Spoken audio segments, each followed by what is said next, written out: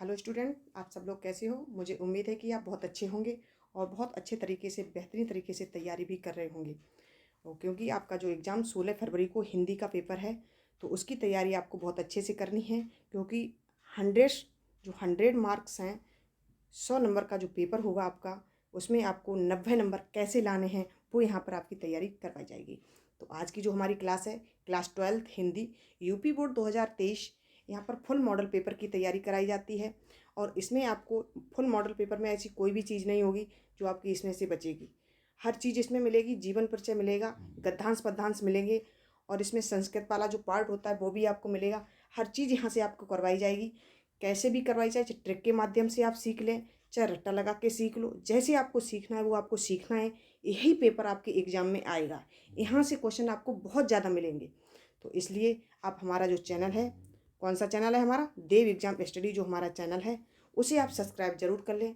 इसे अगर आप सब्सक्राइब कर लेंगे तो यहाँ से आपको, इसे अगर आप सब्सक्राइब कर लेंगे तो यहाँ से आपको सारी क्लासेस मिल जाएंगी। इसे आपको सब्सक्राइब करना आपके लिए बहुत इम्पोर्टेंट है। और इस तरीके का हमारा लोगो बना होगा, DEV देव लिखा होगा, इसे पहचान लें, यही हमारा देव एग्जाम स्टडीज चैनल है।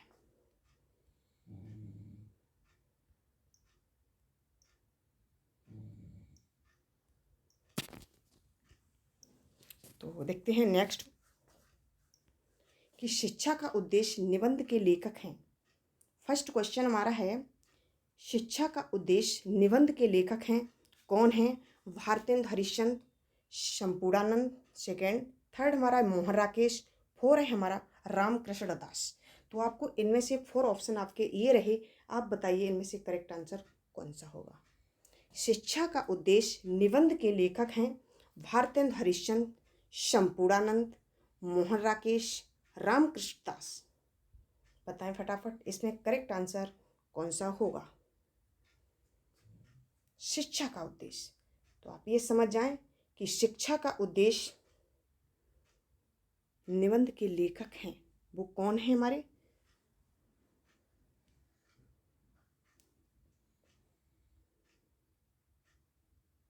शंपूरानंद है। शिक्षा का उद्देश्य निबंध के लेखक हमारे कौन हुए, शंपूरानंद है। नेक्स्ट क्वेश्चन, लल्लू लाल की रचना है, जो हमारे लल्लू लाल की रचना है वो कौन सी है। सुख सागर, फर्स्ट ऑप्शन हमारा है सुख सागर, सेकेंड प्रेम सागर, थर्ड हमारा परीक्षा गुरु, और 4 हमारा रानी केतकी की कहानी। तो इसमें से आपको बताना होगा कि लल्लू लाल की रचना कौन सी है। तो ये आप समझ जाएं, यहाँ पर एक ट्रिक आपको अपनाएंगे कि लल्लू लाल की रचना आप कभी भी भूल नहीं सकते हो। कि लल्लू हैं, ये क्या है, प्रेम बहुत करते हैं। लल्लू लाल क्या है, प्रेम बहुत करते हैं। बहुत अगर करेंगे तो बहुत ज़्यादा क्या होता है, सागर में बहुत ज़्यादा पानी होता है। तो ये जान लो, प्रेम मतलब बहुत ज़्यादा कर रहे हैं कौन, लल्लू। जो लल्लू होते हैं वो प्रेम करते हैं। तो यही लल्लू लाल की जो रचना है वो कौन सी हुई है, प्रेम सागर। तो लल्लू लाल की रचना प्रेम सागर, लल्लू लाल की रचना कौन सी है, प्रेम सागर। नेक्स्ट क्वेश्चन, पर्दा कहानी के लेखक हैं। ये बहुत इंपॉर्टेंट क्वेश्चन है, ये हर बार एग्जाम में पूछा जाता है कि पर्दा कहानी के लेखक हैं वो कौन हैं। ए है हमारा प्रेमचंद, सेकेंड है जयशंकर प्रसाद, थर्ड है हमारा अमरकांत, 4 है यशपाल। ये आपके 4 ऑप्शन रहे, आप बताएं कि पर्दा कहानी के लेखक कौन है। और यहाँ पर एक चीज़ और समझ जाएं आप कि पर्दा कहानी दी गई, अगर यहाँ पूछ लिया जाए पर्दा कहानी है या उपन्यास है ना, या पूछ दिया ये निबंध है, तो आपको ये चीज़ पता होनी चाहिए ये पर्दा क्या है, हमारी कहानी है। कभी भी ऐसे भी क्वेश्चन घुमा दिया जाता है, एग्जामिनर किसी भी तरीके से आपको घुमा सकता है। तो आपको यहाँ पर ये चीज़ आपको पता होनी चाहिए कि पर्दा का कभी मतलब कहानी भी पूछ सकता है, ये कहानी है या निबंध है और या उपन्यास है, ये क्या है। तो आपको पता होना चाहिए पर्दा हमारी कहानी है। तो पर्दा कहानी के लेखक कौन है, पर्दा कहानी लिखी किसने है। तो यहाँ पर आपको बताना है कि प्रेमचंद, जयशंकर प्रसाद, अमरकांत, यशपाल। इसमें करेक्ट आंसर कौन सा होगा, बताइएगा, बताइए आप। यशपाल, पर्दा कहानी के लेखक कौन है हमारे, पर्दा कहानी के लेखक हमारे यशपाल हैं। नेक्स्ट क्वेश्चन है हमारा, आवारा मसीहा के रचनाकार हैं। आवारा मसीहा के रचनाकार हैं, तो आवारा मसीहा के रचनाकार कौन हैं? ए है हमारा विष्णु प्रभाकर, सेकंड है रामवृक्ष बेनीपुरी, थर्ड है राहुल संस्कृत्यायन, और फोर है हमारा राघव राघव। तो इसमें आपको बताना होगा कि करेक्ट आंसर कौन सा होगा। आवारा मसीहा के रचनाकार कौन हैं? बताएं, आप फटाफट इसका आंसर दीजिएगा, तो यहाँ से आपको पता लग जाएगा कि आपके कितने क्वेश्चन सही जा रहे हैं, कितने क्वेश्चन सही जा रहे हैं। बताएं, फटाफट बताइएगा। आवारा मसीहा के रचनाकार हैं, कौन हैं आवारा मसीहा के? अब ये आप यहाँ पे एक ट्रिक अपना लीजिएगा, कभी भी जीवन में आप भूल नहीं सकते हो। आवारा मसीहा के रचनाकार कौन हैं? विष्णु प्रभाकर, रामवृक्ष बेनीपुरी, राहुल संस्कृत्यायन, और फोर हमारा है राघव राघव। तो इसमें से आपका करेक्ट आंसर कौन सा होगा? विष्णु प्रभाकर। ये विष्णु प्रभाकर आप इस तरीके से समझ लें, क्योंकि आवारा मसीहा, आवारा जो हो जाते हैं, जो संन्यास ग्रहण कर लेते हैं, ठीक है, घर से बाहर हो गए, क्या हो गए? आवारा हो गए। तो उन्होंने किसका संन्यास ग्रहण कर लिया? विष्णु भगवान का। तो आवारा मसीहा कौन हो गए? हमारे विष्णु प्रभाकर। तो आवारा मसीहा के रचनाकार कौन हुए? विष्णु प्रभाकर हो गए।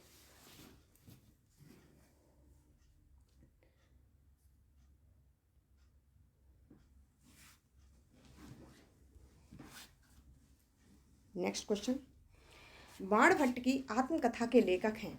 जो हमारी वाणभट्ट है, वाणभट्ट की आत्मकथा के लेखक हैं महावीर प्रसाद द्विवेदी, सरदार पूर्ण सिंह, वासुदेव शरण अग्रवाल, हजारी प्रसाद द्विवेदी। ये आपके चार ऑप्शन रहे। चार ऑप्शन में से आपको करेक्ट आंसर इसका कौन सा होगा वो बताएं, आप फटाफट बताइएगा। वाणभट्ट की आत्मकथा के लेखक हैं महावीर प्रसाद द्विवेदी, सेकंड सरदार पूर्ण सिंह, थर्ड वासुदेव शरण अग्रवाल, हजारी प्रसाद द्विवेदी। तो वाणभट्ट के आत्मकथा के लेखक कौन हैं? बताएं। वाणभट्ट के आत्मकथा के लेखक कौन है? हमारे हजारी प्रसाद द्विवेदी। ये हजारी प्रसाद द्विवेदी हुए हैं कौन? वाणभट्ट के आत्मकथा के लेखक। तो यहाँ पर ये चीज आपको पता हो गई होगी। नेक्स्ट क्वेश्चन, कामायनी किस युग की रचना है? ध्यान देना कि कामायनी किस युग की रचना है। हमेशा ये जैसे रचनाएं पूछ दी जाएं या कवि पूछ दिए जाएं कि मतलब किस युग के कवि हैं, किस युग के रचनाकार हैं, मतलब किसी भी तरीके से आपका क्वेश्चन घुमाया जाए, लेकिन आंसर उसका वही निकलता है। कैसे निकलता है वही? जैसे आप यहाँ पर समझ लीजिएगा, जैसे कामायनी है, यहाँ पर और किसी का नाम, कवि का नाम दे दिया जाए, है ना, मैथिली गुप्त आ जाए, तो आप ये समझ लीजिएगा कि मतलब युग पूछ लिया जाए, किस युग के ये कवि हैं। यहाँ पर रचना पूछी गई है, तो इसलिए यहाँ पर रचना की बात हो रही है। तो कामायनी किस युग की रचना है? तो आपको ये बताना होगा कि कामायनी हमारी है, ए है हमारा फर्स्ट ऑप्शन है द्विवेदी युग, सेकेंड है छायावादी युग, थर्ड है भारतेंदु युग, फोर है प्रगतवादी युग। तो इसमें से आपके फोर ऑप्शन रहे हैं। बताएं इसमें करेक्ट आंसर कौन सा होगा। कामायनी किस युग की रचना है? आंसू, कामायनी, झरना, ये किसकी रचनाएं हैं? फर्स्ट क्वेश्चन को ध्यान रखें आप। कामायनी, आंसू, कामायनी, झरना, ये रचना किसकी है ये आपको पता होना चाहिए। आंसू, कामायनी, झरना, ये किसकी है? जयशंकर प्रसाद की रचना है। ये अब जयशंकर प्रसाद किस युग के कवि थे? तो यहाँ पर यही आपको समझने की ज़रूरत है कि जयशंकर प्रसाद किस युग के कवि थे, और जयशंकर प्रसाद की ही कामायनी रचना है। तो आपको यहाँ पर ये पता होना चाहिए इसका करेक्ट आंसर कौन सा होगा। बताएं, फटाफट बताएं, इसका करेक्ट आंसर कौन सा होगा।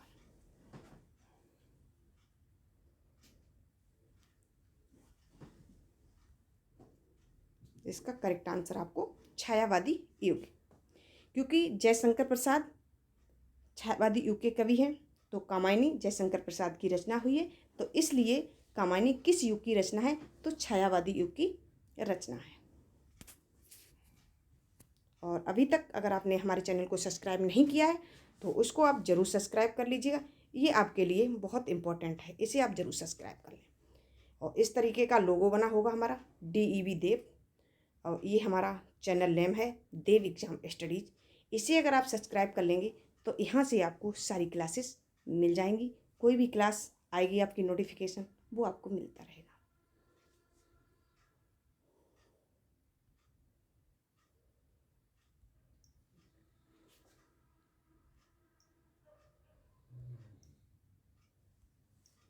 नेक्स्ट क्वेश्चन, निम्नलिखित कवियों में से कौन प्रगतवादी युग का है? निम्नलिखित कवियों में से कौन प्रगतवादी युग का है? ए है हमारा फर्स्ट ऑप्शन अग्रदास, सेकंड है तुलसीदास, थर्ड है नंददास, फोर है रामधारी सिंह दिनकर। तो निम्नलिखित कवियों में से कौन प्रगतवादी युग का है? प्रगतवादी युग का है, ये आपको ध्यान रखना है कि प्रगतवादी युग का है। कौन कवि हैं? ये सारे कवि दिए गए हैं फोर आपके, अग्रदास, तुलसीदास, नंददास और रामधारी सिंह दिनकर। किस युग के कवि हैं? यहाँ पर पूछा गया है प्रगतवादी युग का कवि है। इसमें प्रगतवादी युग का कवि कौन सा है बताएं आप।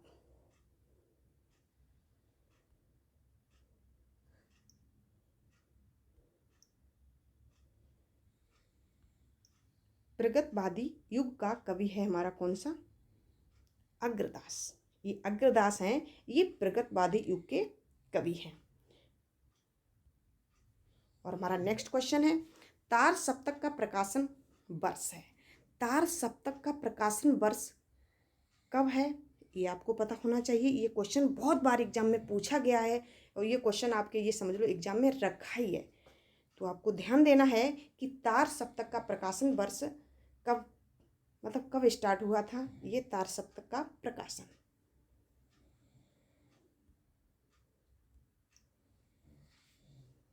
ए है हमारा 1941 ईस्वी, बी है 1943 ईस्वी, सी है हमारा 1954 ईस्वी और डी है हमारा 4 जो 1947 ईस्वी।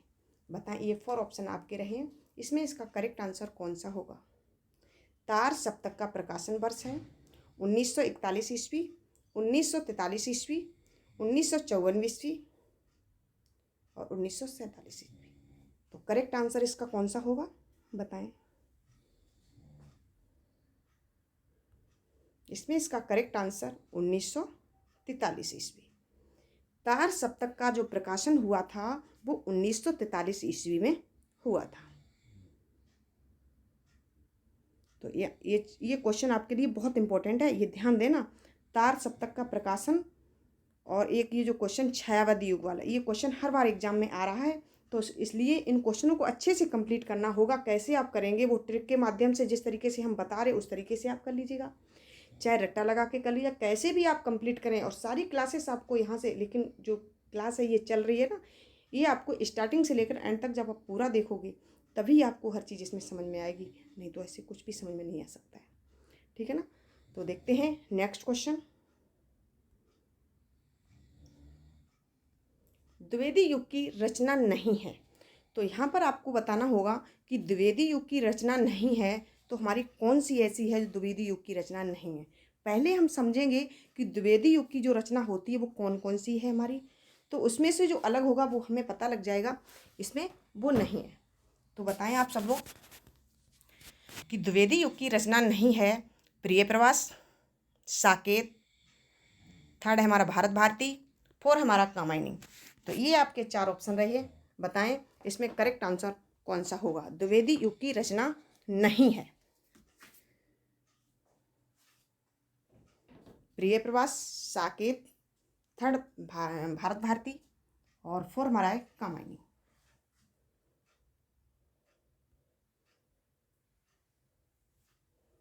तो ध्यान दें, जो प्रिय प्रवास है ये भी द्विवेदी युग की रचना है, और साकेत है ये भी द्विवेदी युग की रचना है।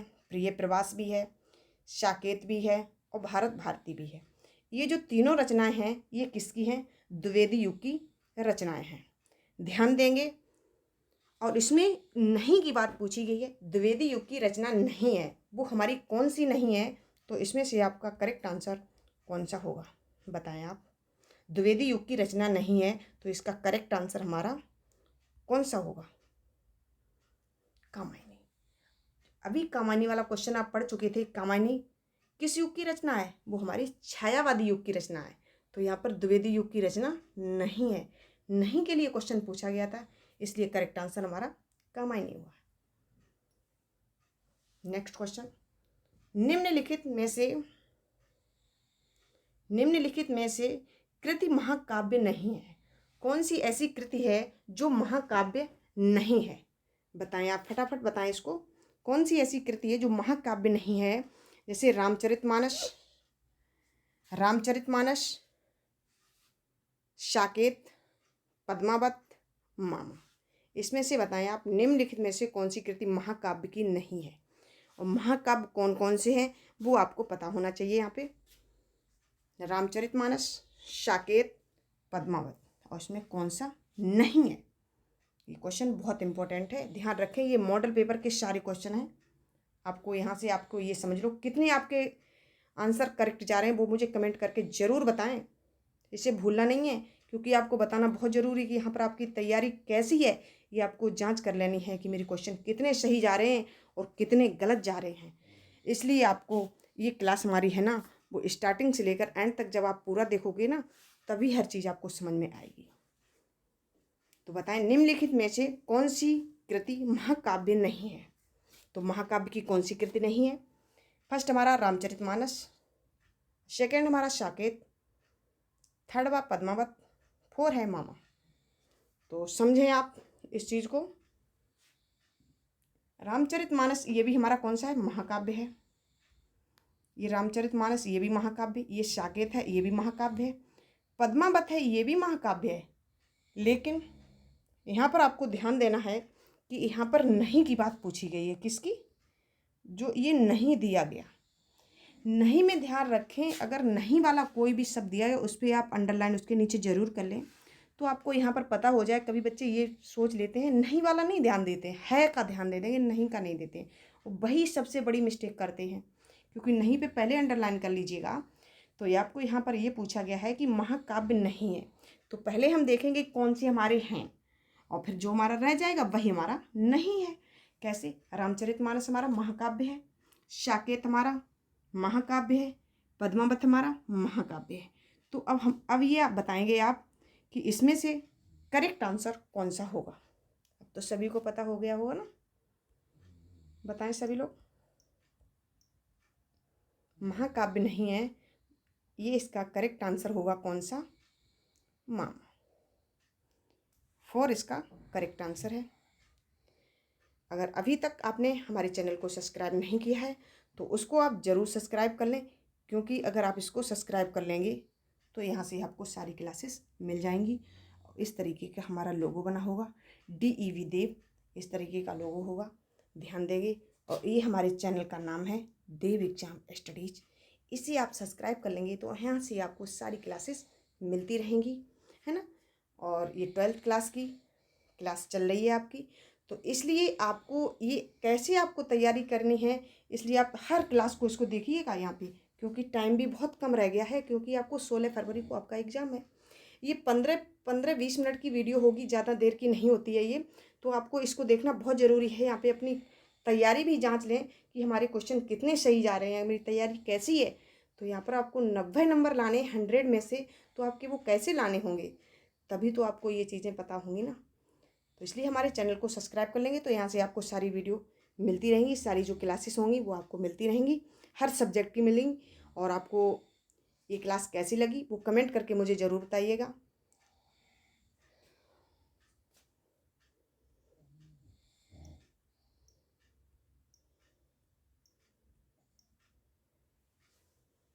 ये क्लास 12th की हिंदी है। UP board 2023 full model paper की तैयारी कराई जाती है, और इन क्वेश्चनों को रट्टा लगा लें अच्छे से। यही आपके क्वेश्चन एग्ज़ाम में मिलेंगे, परीक्षा में मिलेंगे। 16 फरवरी को जो परीक्षा होगी, एग्ज़ाम होगा, उसमें आपको ये क्वेश्चन मिलने वाले हैं। तो इन क्वेश्चनों को अच्छे से कंप्लीट कर लें और चैनल को सब्सक्राइब कर लें, और उसे लाइक भी करें और अपने दोस्तों के साथ शेयर भी करें। और आपको ये क्लास कैसी लगी वो कमेंट करके मुझे बताइएगा। Thank you watching video. नमस्कार।